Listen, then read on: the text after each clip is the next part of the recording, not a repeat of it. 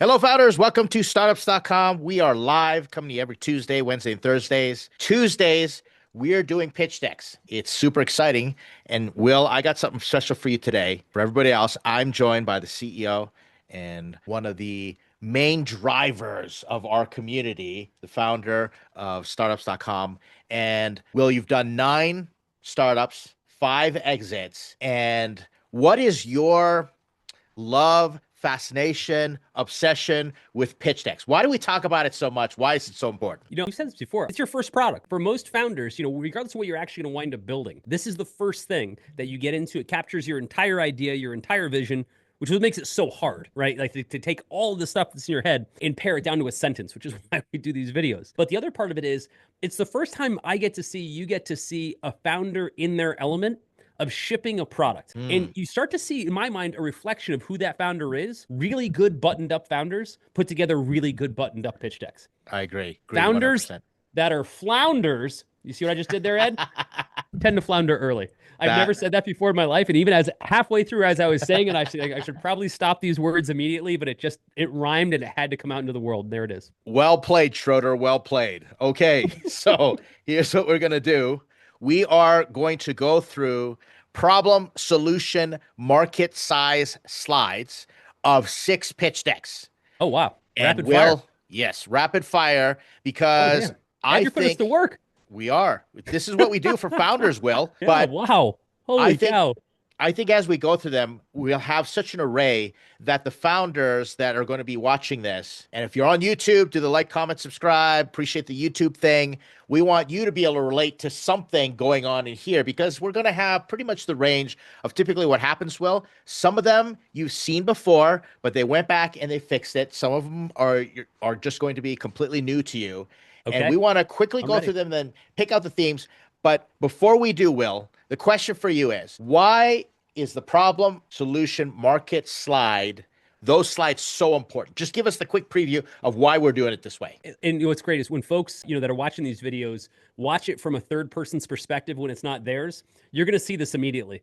If I don't understand the problem, this is as an investor, if I don't understand the problem in the context of why this problem exists, when I get to the solution slide, you say, we solved this problem. Well, if I don't understand the problem, then the solution makes no sense. But if the problem is so big and gnarly and painful and excruciating, and I get to the solution, I'm like, oh my God, you're solving that? And as you know, a lot of founders, they rush in and they're like, hey, I want to tell you about what we do. Here's our solution.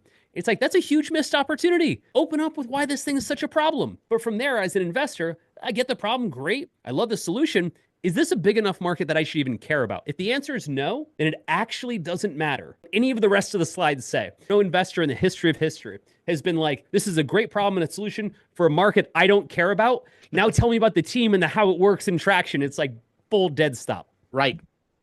And you say all the time, problem, solution, market, those slides are 80% of the pitch deck. They pretty much establish everything moving forward. They're also 80% of the complexity. Like when we walk through pitch decks with founders, the problem is they start with the hardest slide first, which is the problem slide. Yeah. And they often assume that the complexity of that slide must be the same as the others, and it's actually not. Here's what I say. When we get you past problem, solution, market size, we rip through all the other slides. I've never gotten hung up on the competition slide or the ask slide. Always the first 3 slides. Which is also why we cover those the most in these videos. Yeah, I liken it, Will, to getting like the corner pieces of a puzzle. And once you can get those figured out, everything just kind of clicks into place. 100%.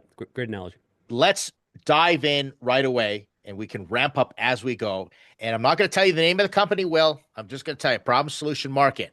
So let's go through these, and slowly we can start to dissect. Well, we're going to rapid fire, but this story, this narrative will appear on what founders should do. So right away, problem. Americans are struggling to form friendships in today's society. Social life is insignificant, unfulfilling for some people. And got some facts here. Social isolation is rising 58%.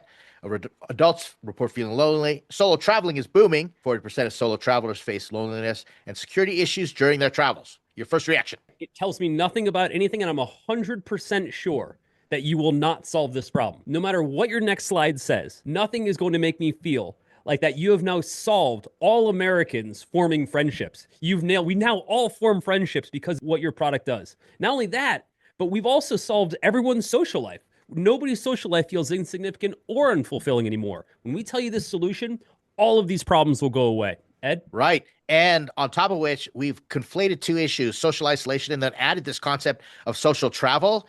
Now, my argument when I look at this is you could have just solved for social travel. That's a little bit of a better problem to solve. But I agree with you.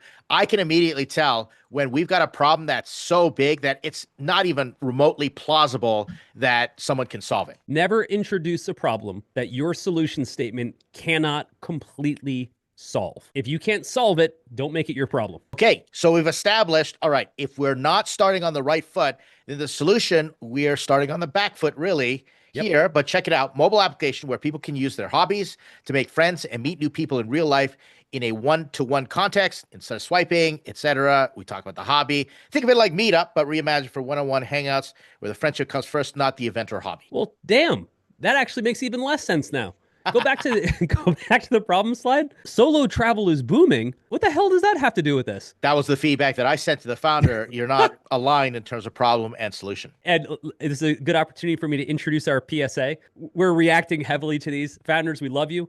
We appreciate the fact that you're willing to allow us to share your decks. You're helping lots of other people doing it. Don't take our feedback as being like an attack on you or attack on your idea or anything else like that. Take it as, let's change this thing. Let's figure out that idea inside your head. Let's optimize how to get it out in the world. Let me double click on that, Will. I was just chatting with a founder, and this is the reason I appreciate all you founders that send in your pitch decks, just as Will just said. I cannot agree even more. But this founder said, Ed, I want to get my pitch deck to an A- before I get the public beating from you and Will, right? You know, he said it as a joke. And my response was, that's how you get to the A- pitch deck is you go through the public beating. Give us the D- before you send it to us, right? And look, this is the process, though. I think we're conditioned, Ed, in the old school university version where we have to present our best work and we get graded on our best work, and that's the final answer. This is nothing like that. This is version 1 with 1,000 versions to go. Every time we're shaping the clay a little bit. That's it. Right. And always have soft, heart, thick skin. We're going to help you with that and take all our feedback. Remember, it's just me and Will just talking. A lot of people will have other opinions, but let's continue going through this in the sense that, what would you say, Will? Like, we can wrap it up and say the solution doesn't align with the problem. Yeah, I don't understand why hobbies are the best way to meet people. Now, don't get me wrong. I love hobbies. I have a million hobbies, and it would be an interesting way to meet people. But it wasn't set up in the problem. The problem should have said X number of Americans are best connected through hobbies because X, Y, and Z. Solution is we connect people through their hobbies using X, Y, and Z. We didn't set up that hobbies are the problem. Therefore, hobbies can't be the solution. Right. At the same time, let's say on the problem slide, we just said solo traveling is an issue because there are 10 million solo travelers that don't feel safe. We connect people to travel together based on their interests. 100%. That's aligning problem solution. Market opportunity for Canada and United States. We got a TAM, SAM, SOM. We have Americans with loneliness in your TAM. And then we got 50% of people are extroverts or ambiverts. We'll service the other 50%. Not sure what that's saying. And we can acquire 5% of our SAM. This is what we'll make on our average sale price. I don't like any of it. And again, this is me just being critical. I mean, this is early stages. This is how it goes. Americans with loneliness are not your target market. Okay. Let's assume that everyone's lonely in some capacity. The people that we're looking for are people who are lonely that have hobbies that they would like to connect on, right? So if we're connecting via hobbies, then people who don't have hobbies aren't going to get connected here no matter how lonely they are. I was at dinner on Saturday with this amazing entrepreneurial family, and we were talking about this. I said, hey, what kind of hobbies do all of you have? And they said, none.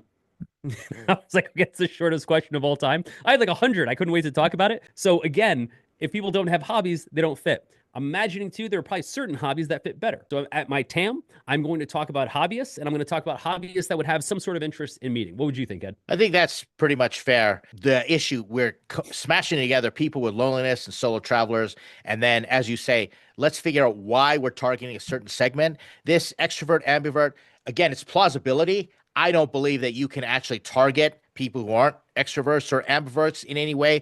So I tell founders all the time, you have to be able to have a clear and thoughtful argument how you're going to target and why you're going to target. And this, to me, it doesn't really pass that sniff test. Correct. And the biggest thing, like you just said a moment ago, Ed, why are we targeting, our initial market? Why are we going after them specifically? But this is part of the process. This is where we start to take that and get more and more specific. Let's move on. Here's the problem. 60,000 youth baseball organizations waste up to $8,000 annually on fragmented tools that capture snapshots, not stories. This disconnected data results in 7.5 million young athletes without a complete development picture and blind spots in player development. There's some quotes and some research, but I really want to focus on this paragraph, the first one. What do you think? Hold on a sec. 60,000 youth baseball organizations. Okay. That's a fair amount. Doesn't seem that much. Waste up to $8,000 annually on fragmented tools that capture snapshots, not stories. Stories of what? This disconnected data results in 7.5 million young athletes without a complete development picture and blind spots in player development. This is a perfect example, Ed, of where the founder knows exactly what all this means, but forgot to tell their audience. Yes, okay? Exactly. Here's what it did do well. It did actually try to illustrate a problem that without a complete development picture and blind spots in player development. But the founder knows what that means, what player development would be, what blind spots would be, etc. I have an 8-year-old son who plays baseball, so I think about this stuff, right? So I can empathize with some of this play. However, why are they spending $8,000? That doesn't even make sense. On what? On fragmented tools? What's a fragmented tool? I understand it probably means lots of different tools that capture snapshots. Isn't that a phone? This is what I mean. Like the first read, when you say it from the founder's mind, Ed, it means something completely different than a person reading it for the first time. And by the way, I read thousands of pitch decks. I am a parent with a youth baseball player. I coach a bunch of different sports. I understand this world and have no idea what this means. What do you think? Right. Nope, you're bang on. It's precisely the feedback that I gave. And my whole thing is, great, you've added some numbers, which gives us the size of the problem, the severity of the problem. You can do some math, but that's still not going to compensate for a lack of understanding this inside language, as you said. Right. The founder knows, but I'm not inside your head. I can't read your mind. You're not over my shoulder explaining it to me. Therefore, this didn't make sense for me either. And what I tell founders every time when we get to this point is back up. What you're doing is you're going 4 steps into my understanding of the process. We need to take me back to the caveman understanding of the process. What is the most fundamental issue? Second thing I'd throw out, and this is for everybody, I used 60,000, I used $8,000, and I used 7.5 million. 7.5 million. Which number do you want me to remember? You only get one. There's no way. Hell, I forgot it by the time you flipped the slide, and I was trying to recite the third one. Okay, you get one number. Choose which number you want to focus on and go with that. When you add a second and third number, you're not adding credibility, you're adding complexity. And complexity is the enemy of every pitch deck. And that's going to segue into these additional paragraphs that you've added. It just made it even more nonsensical. So we're just going to skip by that and say, all right, let's clean up the problem statement. The solution, Nextstride replaces fragmented tools with a single integrated ecosystem. Our AI-powered platform connects tryouts, game stats, and practices to produce development insights, turning isolated snapshots into actionable player journeys. Now, this was interesting. I'm just going to read it because I found this sub-headline interesting. Players like 14-year-old Max can now see their progress from tryout to championship game, while coaches can generate personalized development plans in minutes instead of hours. You ready? Yep. I'm not going to cheat. I'm going to close my eyes. I'm going to read this back to you verbatim. Ready? Nextstride, AI, coaches, tools, something about players, development. That's all I got. Will, let's unpack what just happened. We got to stop here for a second. I'm going to digress. You just gave me an idea for a game show. You know how they put it up there and then you have to memorize it. And then the more words you can get, it's like, show me AI insights, and then ding, and you get like 10 points. Buzzword bingo. Oh, that would be awesome. But Will, you just illustrated the same concept of, hey, are we going to remember this? And if you throw so many concepts in there, then it just turns into just a muddy picture. It does. And this isn't because the founder is doing something so wrong. What I'm trying to illustrate, this is for all founders, I'm not picking on this founder by any means, is remember, if I can't remember what's on the slide, it didn't exist. So what you saw, I read it 3 times. And by the way, my memory isn't stellar, okay? But I read it 3 times because I wanted to remember it.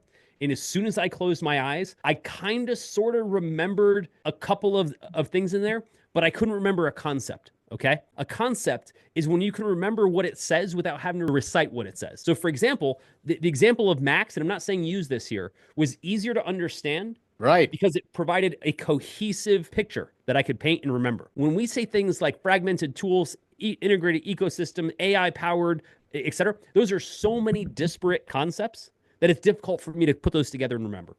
Right. And I'm going to point out, again, these don't align at all. Correct. You're mentioning tryouts, game stats, practices, developmental insights, player journeys. And here, we don't mention practice. We don't mention tryouts, anything like that. Therefore, disconnected. And I'm going to go back. This is where I'm going to give kudos to the founder, Will, because I did do a little research into what the founder's all about. This founder has domain expertise. These are actually professional baseball players. And so it's the same thing. Like you said, you're absolutely right. They know what to do in their head. They're just communicating it in an unclear fashion. That's what frustrates me, because we meet these founders every day, Ed. It's a cool part of our job. And we're like, you have such a good idea. You have such a good idea.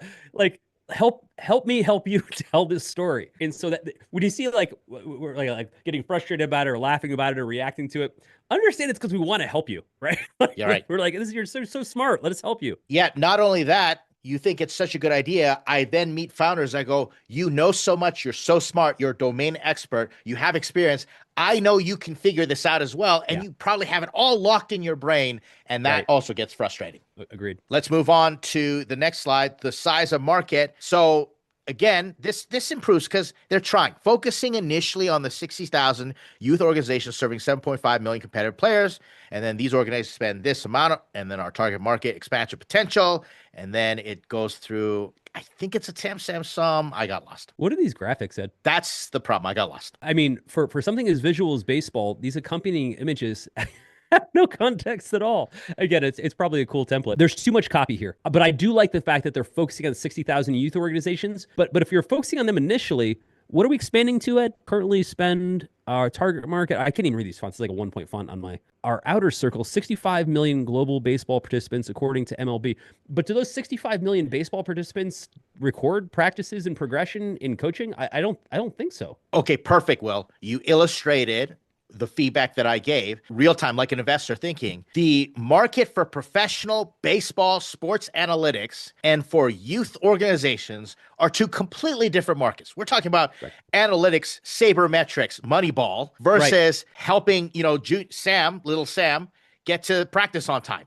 Right. Yeah, I would simplify this as much as possible. I do understand that there is a meaningful market around trying to get youth sports, kind of educated and progressing. But it would probably stand to reason, again, particularly to baseball, that there is a level at which the education isn't a real thing anymore.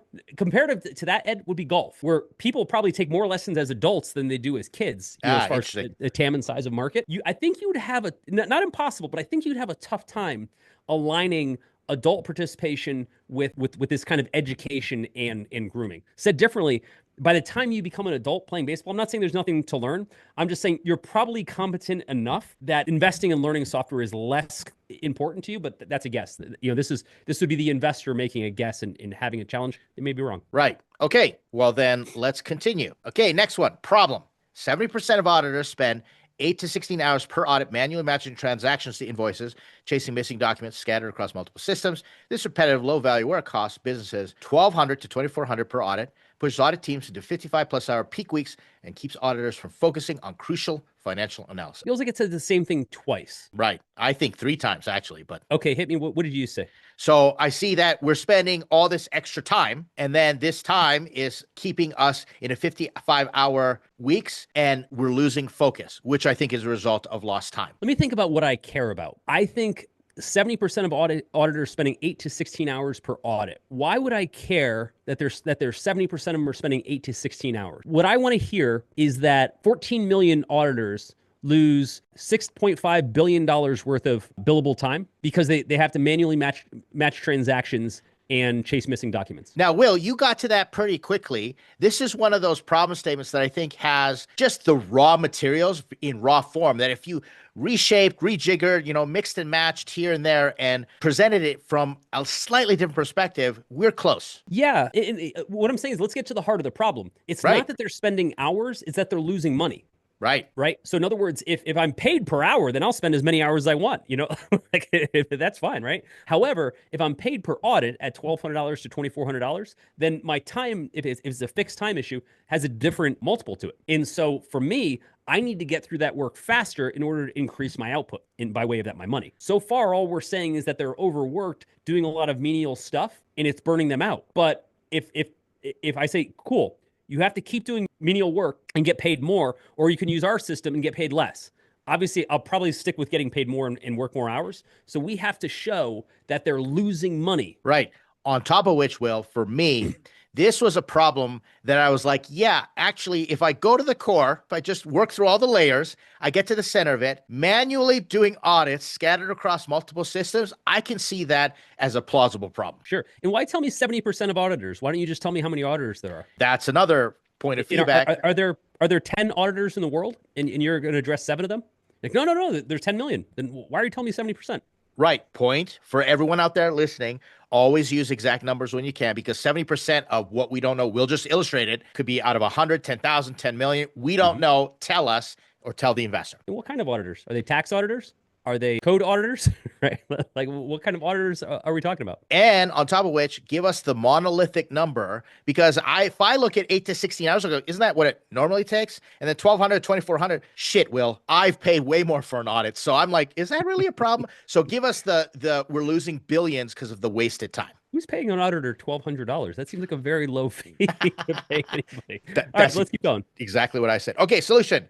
Coalesce builds AI agents to automatically collect audit documents, match transactions instantly, and manage client requests, reducing manual auditing by up to 80%, saving that money per audit. We drastically reduce errors, freeing auditors, focus on meaningful financial analysis and decision making. Okay, so this is definitely saying the same thing too many times. It's saying we're building AI agents.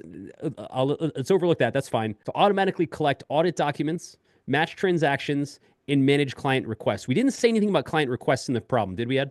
I don't think so. And Okay. you are correct for pointing that out. Okay, let's keep going back to reducing manual auditing. Hold on a second. By up to 80%. Reducing what by up to 80%? The time, the cost, what? In saving $1,200 to $2,400 per audit. How can we save $1,200 to $2,400 per audit if we spend $1,200 to $2,400 per audit? Yeah, that's the confusion. Okay. But when we start saying we drastically reduce errors, freeing auditors to focus on meaningful financial analysis and decision making was kind of implied in the previous sentence. Exactly. Right. So that felt a little bit extra, and every extra word works against you. This is one of the rare times in life where you're not rewarded for adding more content. You're penalized for adding more content. Going back to the problem, and this is where I'm going to give the founder the flowers for, attempting to follow our system and our methodology. Yep. If I go, everything's manual across multiple documents, which costs extra money and time, then we're saying here's an AI agent that automatically does all that stuff, saving time and resources. So in general, like I said, I get the gist of it. It's just so word heavy that we get lost. Yeah, it's too much. And again, this is what we do. We pare it down. But it's definitely problem and solution that's feasible. And it also happens to be on trend, Will, which we can talk about for ad nauseum later on. But let's look at the market. The audit service sector is valued at $250 billion. There's your top down, struggling with inefficiencies, compound annual growth projection. So in your TAM, you got 80% of the total audit services market, and then SAM, SMEs in North America, and then SOM, 10% of the SAM within 3 years. When you say it's valued at $250 billion, is the part that we're working on part of that $250 billion? Or is that $250 billion including lots of stuff that we actually don't affect? That would be my first thought. Okay, 10% of the SAM. That doesn't make any sense. Let me say it differently. I understand what people are saying. Hey, we'll just do 10% of this market. Right. Why? Because the number is 10%, or because you have some strategy that will specifically allow you to go after this. This is just doing this wrong. This is doing the old school 1980s version where you take a big number and then you just make it smaller by percentages. The current version has two numbers, and Ed can make a case for three as well. One number has to be, where are you starting? But more importantly, why are we starting with this initial market? So if the SOM here is $6 billion, and again, I know they didn't do it this way, tell me why the early market that you're going after is your bread and butter. Like, if we can't sell to these people, there's no way we'll sell to anybody else. These are people in our backyard we'll absolutely sell to. Ed? And on top of which, we're pointing out this is top down, do a bottom up to answer Will's question. If we're looking at a top down, the total cybersecurity market, Will, is $13 trillion. And we make 1% of that, we're all going to be rich. Yay, right? I've seen that before. But it's always tell us if everybody who could use your product or service used it, multiplied by how much they pay you per year, that's your TAM, and explain that. But then you can then say, Sam, that could be the area of focus, but we're going to focus on this market in this geographic area, or this type of, user, companies with less than 10 employees. I don't know what it is, but that answers what Will was saying is the why. And that is a bottom up analysis. Right. Absolutely. And on top of which, let me beat this to death here. I have literally seen investors walk through in the course of 30 seconds a tam-sam sum in their head. They go, okay, if there are this many programmers in the world and this AI agent helps them get 10% efficiencies, and we're spending $300 billion a year on programming, that creates, and that means this. And if we charge, we could be making, $160 million a year this year. That's how fast it goes. And that's the reason all you founders out there, you have to be thoughtful, because investors will see that a mile away. Agreed. Aren't you the one that says, well, you don't have to be right, but if you do something erroneous, investors can see when you're wrong right away? Yeah, it's investors can't always tell if you're right, but they can tell if you're way off or it's total bullshit. Like that you can see a mile away. Right. Okay. So then let's move to the next pitch deck. This one is a little more complicated. The problem: building, maintaining, and scaling on-chain data is challenging. There are 30,000 crypto teams that spend this amount of time. They burn $150,000 annually. And without composability, teams rely on stale, inaccurate data resources. Data composability is unlocking next-gen data products. The hell? What does that even mean? And again, I'm not trying to be critical. I actually have no idea what this means. And I do this for a living. 30,000 crypto teams. There are 30,000 crypto teams? There, I guess. There should be. Let's assume there is. They're waiting days and weeks for third-party tools. I don't know what those third-party tools are, so I don't have any context for that. Teams burn $150,000 annually on fragmented data services, consulting, and infrastructure. Why is that a problem, though? Like, burn it how? Without data composability, which I have no idea what that means, teams rely on stale or inaccurate sources. Before I'm manually decoding on-chain events, is that a stale or inaccurate source? In non-technical use state blocked by engineering constraints. I have no idea what any of this means. Right. Which means this clearly must be a blockchain problem. Yeah. And I put this in there because I knew you'd come to this conclusion. You'd have this reaction. I would argue each one of these, 1, 2, 3, is its own specific problem that the founder could have went into. But it's a demonstration, everyone, where I fundamentally understood the core of what we're trying to get at, because I've invested in blockchain. I had 80% of my portfolio was in blockchain, a short while ago. I'm glad it's not anymore. But I was able to get there. But Will, who is not a technical expert in blockchain, just looked at this and said, wait a second, this is so nonsensical to an investor like Will. Also, whenever I can find replace what you're saying with almost any product in any industry, right? Replace 30,000 crypto teams, right? With 30,000 accounting teams. Spend hours manually decoding, let's say, not on-chain events, right? Days or weeks for third-party tools. They burn $150K annually on fragmented data services, consulting, and you see what I'm saying?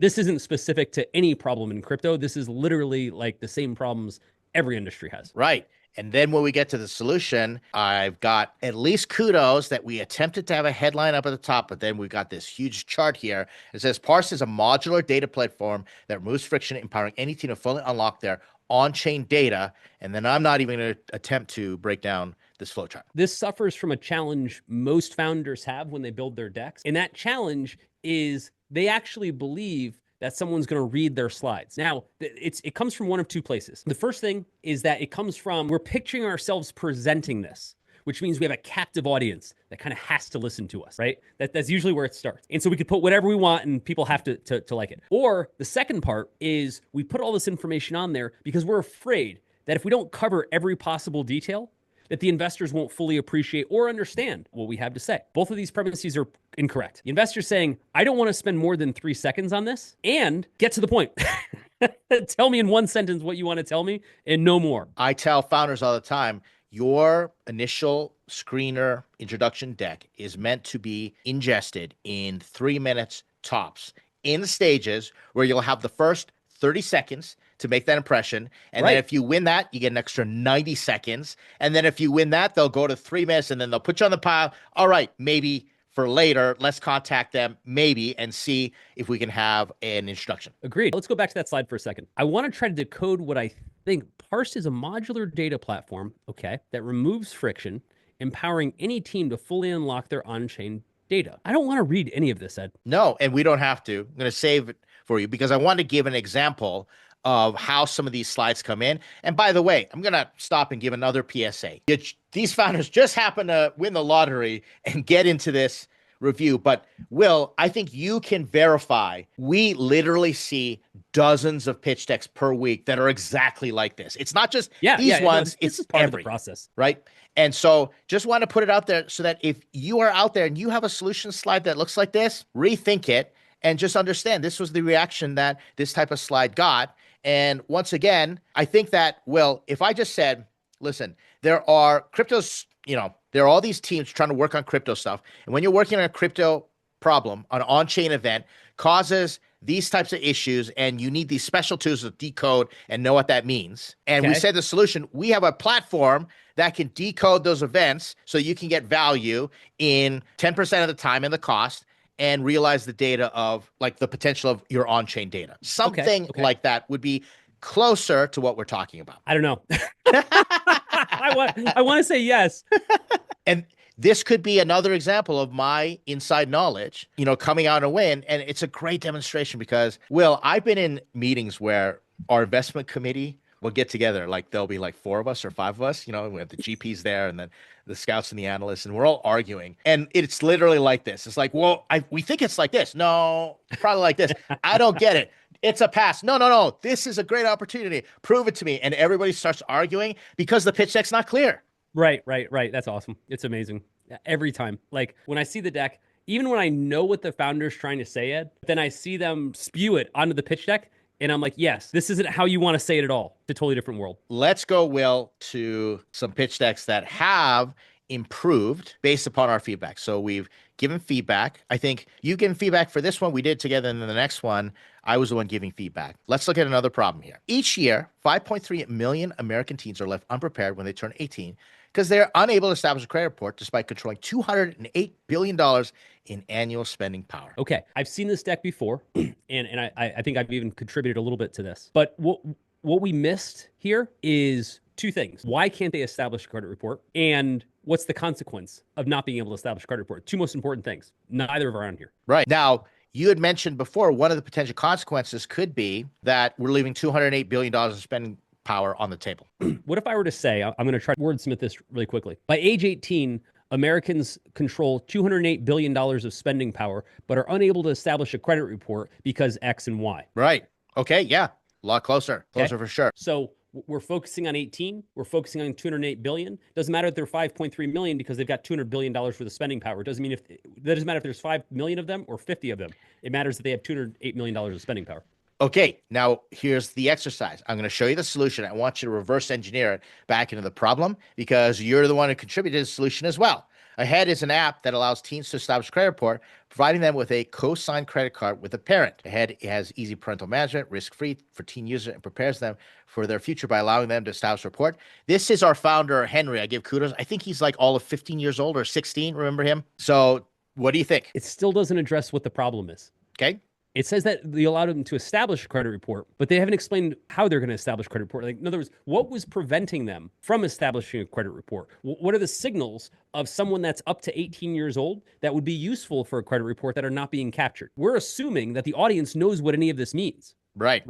You're just saying, hey, you're just talking about the outcome, the last step. They don't have a credit report. We're missing a whole bunch of things. Like, what factors do teens have that show that they are credit worthy that are not being captured? Then our benefit is we have the ability to capture these attributes of teens leading up to the point where they're 18 in order to be able to issue credit to them. We know that establishing credit, we're just going inside information in terms of our knowledge because we're both parents and we both have to deal with this, that young people, if they don't actually spend on credit cards and they don't have a report, they don't have a history, they're not going to get a credit report. Right. So the solution here is we're going to involve the parents. We're going to give them a credit card, the kid a credit card, give them an app to have them spend on it, record the transactions, and start establishing that history. Mm-hmm. If that was the case, then how does the problem statement change? Again, it's missing the core component, which is like my 13-year-old daughter has a credit card. She it's in her own account. She has a bank account. It's an ATM card, but she has an ATM card, right? So she can spend real cash with her own money, and she uses it. So that problem's been solved. The ability to get a credit card, or like a Visa MasterCard type thing. Got it. What we're talking about is establish revolving credit. That's totally different. Right? Her ability to pay down a balance or finance things over time. That's the foundation for credit history. Credit history is about who won't pay you. That's all it comes down to. Having been in this business, if you remember, Ed, one of my previous businesses was essentially buy now, pay later. And I learned a lot about the part where people don't pay later. That is the business. And I take that further to be credit businesses aren't about credit, they're about collections, but that's a whole other discussion. But again, I don't think anywhere in the problem or solution did we establish why these folks cannot establish credit. Not because they're 18 or not 18, but because there's no history of how they've been spending money. So it's not only how they've been spending money, but it's paying off your credit card. So we're going into, does this unicorn territory? So let's wordsmith this or kind of bat it around a little bit. You're saying, Will, that the problem is not, can I get a credit card or not? We've already taken care of that. But can we establish a history where someone under 18 spends on credit, then pays it off? Right. That's really the problem, is we don't have that history. That's what's causing this issue. Yeah, and look, this is a massive problem. I mean, the beauty of this product, and again, Ed, this is where you and I love to get involved in this stuff, because we're like, this is such a brilliant idea and brilliant problem, but you're not talking about it, right? Like you're missing it. And so anyway, what I want to focus on is, again, why teens can't establish their credit, like what prevents them from establishing credit, and how we're going to capture the behaviors at an earlier age so that people can make credit decisions for them. Okay, I think you just gave us the solution statement then, is that this app gets parents involved with a credit card and starts to capture those behaviors, such as spending, paying it off, whatever other types of behaviors, and establishes your credit report in the process. Makes sense for you? Totally. Yeah. Okay. Absolutely. Okay, so based on that, we go into the market. So Ahead is targeting American teens 13, 18 that have access to phone and no existing credit report. So it's 3.96 billion for total American teens, 2.98 billion American teens with access to phone and no existing credit report. And then SOM is 1.45 American teens with access to phone, no existing credit report or bank account. 3.96 billion of what? What does that figure represent? Do you have any idea? No idea. Okay.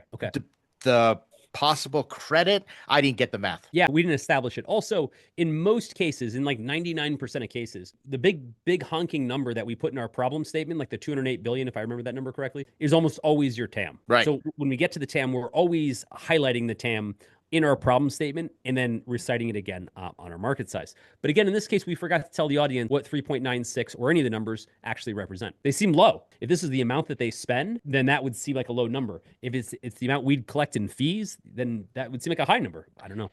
Right. Let me point out what you just said, Will. If we go out of the problem, there are 5.3 million American teens, right? And 208 billion.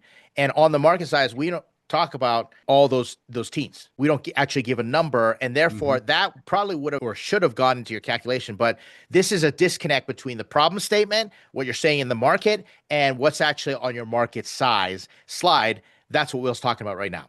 Right. How would you address this? Well, in a couple of ways. One, like we've been saying in the previous slides, I want you to tell me why we're starting off with that SOM, with that initial market, right? Like we're going after 13 to 18-year-olds in Southern California because they represent the highest per capita spending in the country within that age group. Again, that would be logical. But then you tell me why you're going there. This doesn't give me any focus anywhere that says these are our best customers and we're going there because of that. The second one, obviously, we already talked about, which is I need to know how you arrived at those numbers and why those numbers are kind of like the trigger point. In other words, this is how much they spend each year. If this is how much we'd collect in fees, I just need to know that factor. Someone like Henry definitely could benefit from just really simplifying this market size and not getting into the complicated nature of TAM, SAM, SOM, because it's just going to get ignored by investors. At best, at worst, investors are going to roll their eyes and think that you're kind of a founder that really doesn't know what they're talking about. Last one, Will. Here we go. All right, we're motoring through this. Over 75 million Americans want to invest in real estate, but are locked up by current house prices, high down payments, and traditional loan requirements, representing 300 billion in potential capital. I know the deck. I've seen it before. I've talked to this founder before. Yep. Something about this doesn't resonate. The first thing that threw me, Ed, is 75 million want to invest in real estate. If I buy my house, am I investing in real estate?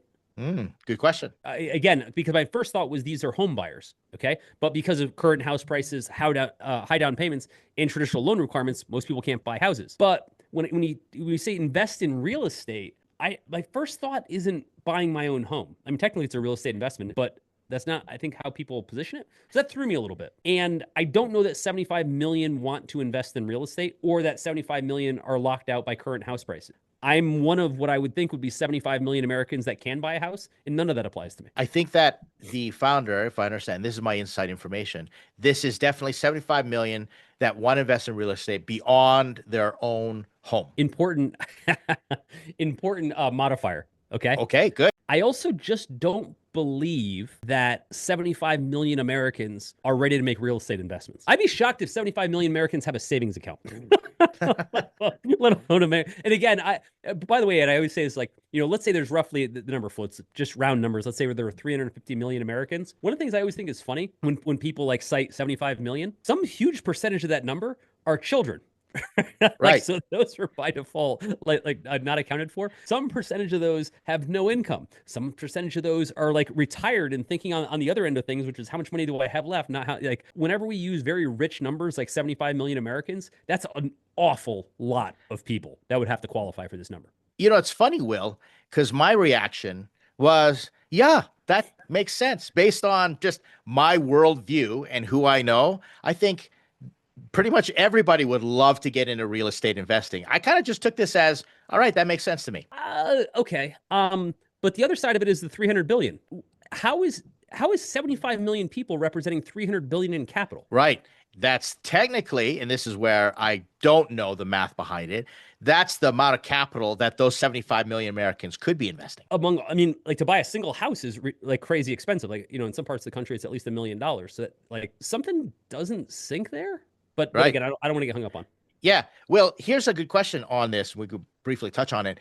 If the founder is presenting like a number like this, and they just actually explain their source, or they put a little footnote there saying this was actually studied and proven, how would that change for you? It's not that. It's that there's $300 billion across like 75 million people.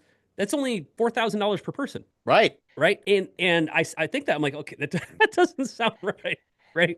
Again, I don't want to get hung up on it. This is the CFO and me just like doing a quick back of the envelope math. By the way, my math could also be wrong. It's late in the day. I don't know if I'm right. But that's somebody check my math. But that's, again, it made sense for me just based on what I know. And people would put an extra few $1,000s and they'd invest in real estate if they could. But again, that could be explained. Just like, this is one of those, hey, this is our fund committee, our investment committee batting it around. Yeah. Okay. Let's go to the solution. Casa Shares app makes real estate investing available to everyone in 5 minutes, starting with as little as $100 and without any traditional home ownership requirements. My first thought is, and again, I know the business, so I'm trying to put fresh eyes on it, Ed. My first thought is, if I want to invest in real estate, to the point, I understand the high capital requirements to invest in it, but can I invest like in a REIT or isn't there ways to invest in real estate like on an index fund basis to do the same thing? Yes, the entry requirements are often very difficult, like higher. You have to put in quite a substantial amount of money, or it's not the same type of direct model. Okay. And now the other side of it is the traditional home ownership requirements. For some reason, the mental math or something in my head is having a hard time getting over I'm an investor and I'm a homeowner. Okay. In other words, if I'm an investor, the idea of like putting 20% down in a house, a traditional US terms, et cetera, is that you're like flipping real estate. But that is a massive, highly niche business of people that want to invest that way. Yeah. I understand that by bringing the cost point down, the price point down rather, that we're saying, hey, that could be more people buying homes, like actual consumer residential homes as an investment product at $100. I feel like the problem wasn't set up quite right for that. I feel like the problem was set up for why people can't buy their own home, not for why they can't invest in a micro real estate market. Okay. But if it was explained that way, that let's say individuals want to get into micro real estate investing, but they can't because of this, and this allows you to do it in 5 minutes with $100, that would make sense for you. It would. I'm going back to why the hell would I want to do that? Like, again, and I'm not knocking the founder. When I'm saying this isn't me being critical. What I'm saying is that I get the concept. I'm a customer right now. And I'm thinking to myself, I just saw the ad, right, on TV, on my browser and whatever, right? I just saw the ad. What was in that ad? Which, by the way, Ed, I usually use that as a proxy for what a good problem solution statement is. If I can picture it as an ad running that captures me and captures my imagination. Got it. I often use that as a proxy to say, the customer is going to love that. Right? Yeah.